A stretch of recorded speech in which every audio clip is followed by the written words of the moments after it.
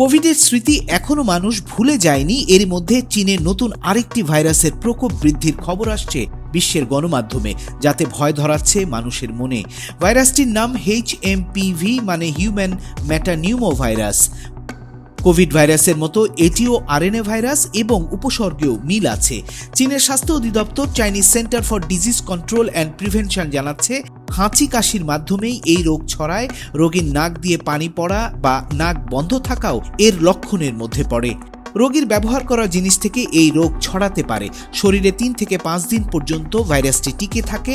সারা বছর দেখা মিললেও শীতে ও বসন্তে এই ভাইরাসের প্রকোপ ব্যাপক মাত্রায় বেড়ে যায়।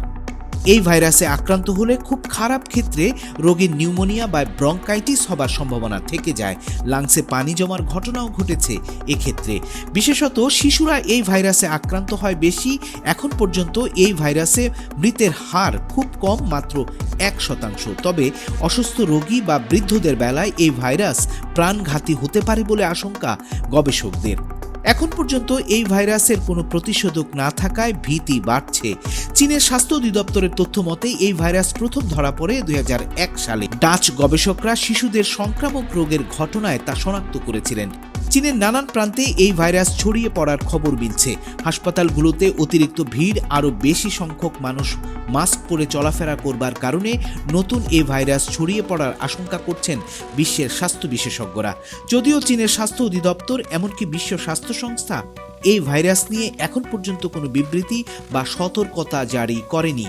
চীনের সরকার নাগরিকদের আবারও মাস্ক পরতে বলছে এবং ঘন ঘন হাত ধোয়া, সামাজিক দূরত্ব বজায় রাখা, এমনকি ভিড় এড়িয়ে চলার পরামর্শ দেয়া হচ্ছে। চীনে সাধারণত শীত ও বসন্তে ঠান্ডাজনিত রোগের প্রাদুর্ভাব দেখা যায়। তবে রয়টার্সের খবর বলছে, গেল ডিসেম্বরের শেষ সপ্তাহে 14 বছর বয়সের শিশুদের শ্বাসকষ্টজনিত স্বাস্থ্য সমস্যা, এমনকি নতুন ভাইরাস HMPV জনিত রোগের প্রকোপ দ্রুত বাড়ছে।